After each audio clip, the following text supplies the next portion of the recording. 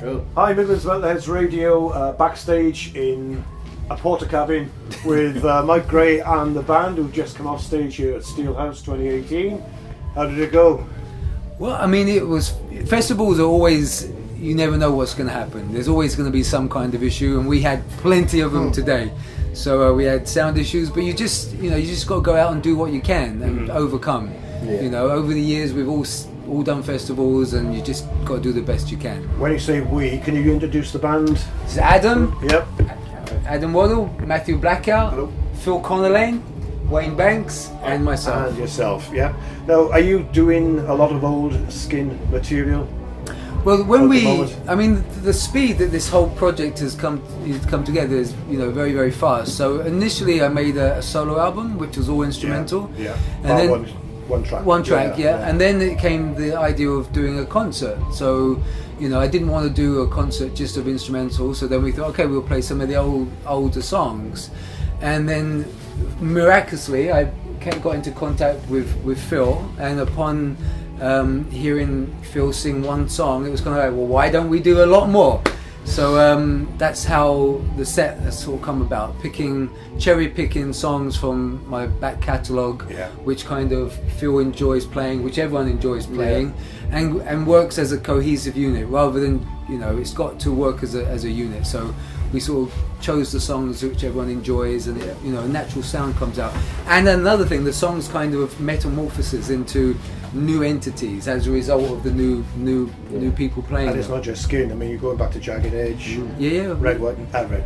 Red, White and Blues. Yeah. So there's a whole load of songs, but the other thing, this was only our third ever gig, and it's only actually. We've only ever had 4 days of rehearsal. We've only ever been in a room together for 4 days. And so we're along with 3 gigs and 4 days of rehearsal. We've only known each other for a week. So you will get better, guys, okay? It's amazing, to be honest. So it's kind of daunting. Our first gig was at Islington Academy. Second gig was a download. Third gig is here. It's kind of like you're thrown in the deep end with bands that have been touring for years and years and years. And so we just go out and do the best we can, and it seems to be resonating with people. It's working, yeah, fair play. Thank you Are you thinking of getting together and writing new material then?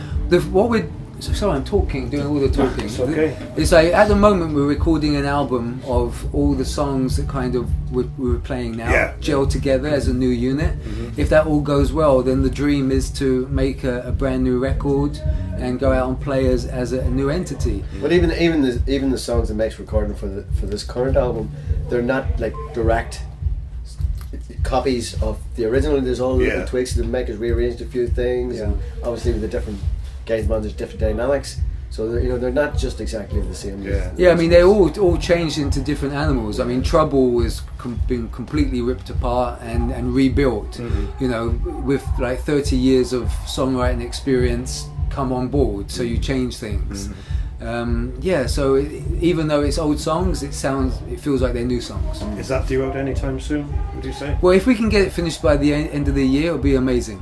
Have you got much on before the end of 2018 then? Everyone's got different projects going on. Obviously Phil's got stuff going on, Wayne plays in many bands, we're all doing other things. Do you play in any other bands? 25? But it is tough. Because the other thing is all self-financed, and you have a whole load of other issues that come with that, making it financially viable, and Are you looking for backing for the new album? More so from the fans rather than anybody else. One of the things I learned on the solo album is that I put it out as a pre-order, and then you have the pressure of getting it finished in time. So what I will do this time is I'll only do a pre-order once all the songs are recorded, rather than have people waiting for months and months, which they did, and willingly, but some people waited for 6 months as soon as you put the pre-order out. But it weighs heavy on your shoulders that people are waiting for something. So this time round we'll get it all finished and then put it out for pre-order. Is there a record company in the wings? At this moment in time, I have no desire to hand over all of the work and ownership to someone else for a couple of grand. There's no reason to do that. Put the money away, right? Okay. There's no reason to do that at this moment in time. if you print up 1,000 and you sell all 1,000, then you get all the money back to pay for the recording. But if you give it to a record label, it's gone. Right. It's gone. So I see no reason to do that at this moment in time. If a licensing deal comes down the line and it's beneficial and they show that they are promoting different territories, that's a different thing. But I have no need to get a couple of grand off of someone to pay for something. Excellent. So that's where we're at that. Yeah. And every person I've ever worked with in a record company has been basically a spineless piece of shit. Yeah, I mean, when you... I don't think he can say. Yeah, but I mean, to be... Not band members he's on about, by the way. But the reality is, when you actually talk to them about business, they're pretty clueless. And the evidence of how the music industry went showed you that they had no foresight or no understanding what the music business actually was. And every single one of those guys that used to run record labels, they're nowhere now. I deal with businessmen all day long. There's a vast difference between the people that run record labels to the difference of a guy who runs a hedge fund. It's a different animal entirely. So it's much, I'm an entrepreneur, I have been my whole life, I've never worked for anyone. And if you believe in yourself and you want to go far, and if you're not prepared to invest your money, do not get involved in this industry. If you're not prepared to put money into yourself, why will anyone else? So that's always been my view on everything. You run it. Yeah. If you can't run your band, or if you can't run your business, or you're not prepared to invest in your business, don't bother walking into this environment because you're just pissing your life away. Yeah. Are you still doing the I was saying not the keep fit side of things, but the personal training? Yeah, I mean that's what funds all of it. Yeah. It's like I've been doing that for 15, that's 16 why we're all years. absolute machines. I can see it. Yeah. Look at us. Look at them. So that's Tone to the hilt they are. Yeah, absolutely. Especially Matthew, I am.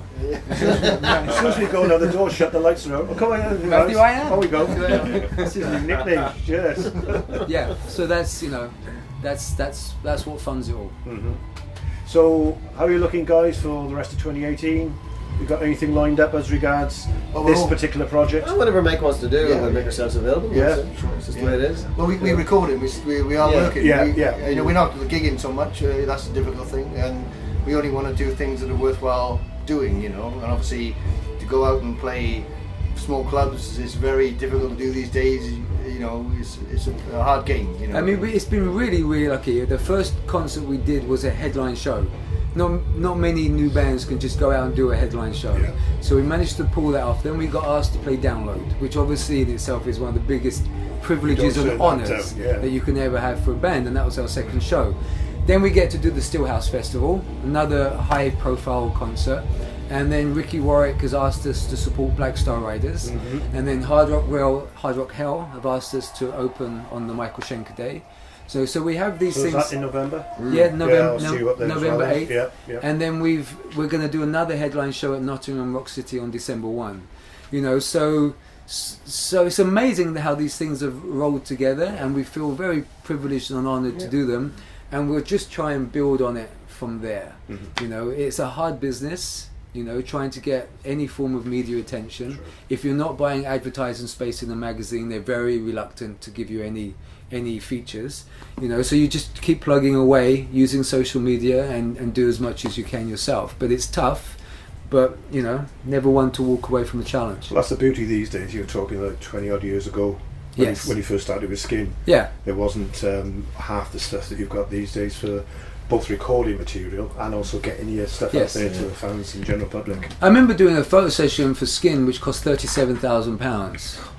For what? A photo session. Did that get you a share in the company as well? Yeah, I mean, think about that. He took his top off. It's like when you think about how money was misspent back then, and we were clueless. We were completely clueless, as were they as well, in terms of how to. And it's all changed, and I actually think it's changed for the better. To have all of those resources thrown away to create an environment where a band will never ever recoup. It was impossible for bands to recoup. It was structured entirely wrong. I'd rather go into something, fund it yourself, know where every penny is going, and then control it that way, rather than just have people throwing tens of thousands of pounds away, and then 2 albums you're gone with a huge debt. And you walk out of it, your morale is broken. You've got no idea what you've just been through, and then you think, I've got to go and do it again like that. the whole business had to be restructured, and every band had to learn from that in order to move forward, to try and actually creatively be able to make your own music.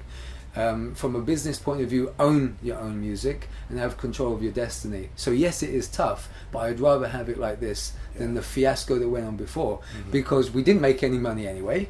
I mean, all that happened was you went around and you played a load of concerts, but you came back broke, you know, and you had no understanding of what you were doing as a businessman, you know. So I actually welcome everything that's changed. It's tough, but it's always been tough, you know. Well, thank you guys for your input. Thank you. Thanks for talking to us. Cheers, Myke, for the That's time. just hard to say, oh, see you. Yeah. Thank you very much for your time. Thank and you you. guys, all the best for what you're going to do for the rest of 2018. Look forward to the album. Yeah. And thank you for giving us media exposure. You know, That's okay. it's very, very rare, so very, very appreciated. Thank Yeah, you. thanks very much. Thank you. Midlands Metalheads at Steelhouse 2018 with Myke Gray and the guys. Where are we again? See if I can remember where I am this time.